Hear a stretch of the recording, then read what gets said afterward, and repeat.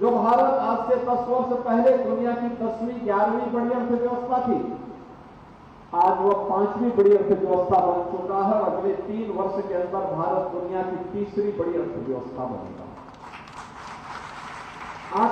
आर्थिक दृष्टि से भारत को दुनिया की बड़ी ताकत बनाना, लेकिन आध्यात्मिक और सांस्कृतिक दृष्टि से जो समृद्ध विरासत हमारे पास है, इसका संरक्षण करने के लिए भी हम सबको मिलकर के कार्य करना होगा। हमारा हिंदू धर्म किसी का अहित नहीं चाहता। वो स्पष्ट कहता है अहिंसा परमो धर्म, लेकिन ये भी जोड़ता है धर्म हिंसा तथैव च,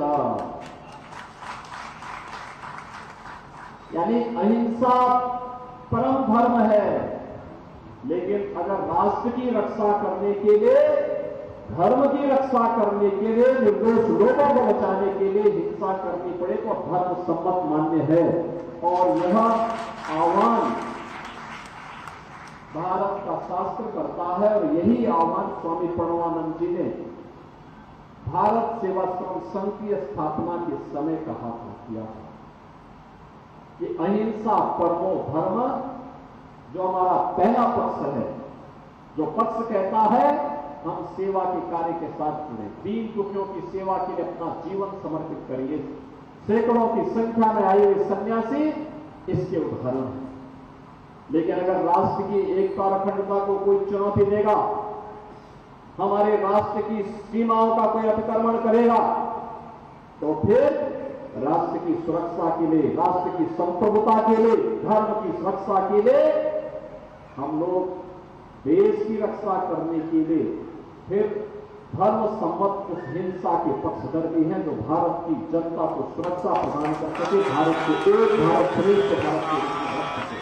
मत पंथ या संप्रदाय से जुड़े हुए किसी इष्ट के खिलाफ, किसी महापुरुष के खिलाफ, किसी योगी सन्यासी के खिलाफ अपशब्दों का प्रयोग करता, भद्र भाषा का प्रयोग करता है, तो वह दंड का भागी बनता है। उसके खिलाफ कानूनन कार्रवाई होनी चाहिए, कार्रवाई होती है। लेकिन विरोध का मतलब यह नहीं होता है कि हम आगजनी करें, तोड़फोड़ करें, लूटपाट करें। यह कतई स्वीकार्य नहीं हो सकता, कतई स्वीकार्य नहीं हो सकता है। और इसीलिए मैं देखता हूं एक तबका अपने आप का जन्मसिद्ध अधिकार मान लेता है जब वह हिंदू धर्म के देवी देवताओं के खिलाफ अपमानजनक टिप्पणी करते हैं, हिंदुओं के मान बिंदुओं को अपमानित करते हैं, मूर्तियों को खंडित करते हैं, उसको अपना जन्मसिद्ध अधिकार समझते हैं। तो हिंदुओं की ओर से तो कोई प्रतिक्रिया नहीं होती। लेकिन अगर किसी अज्ञानी के द्वारा या किसी के द्वारा विद्वेष में कोई शब्द कहे जाते हैं तो उसको लेकर के जमीन आसमान एक करने का कुत्सित प्रयास होता है।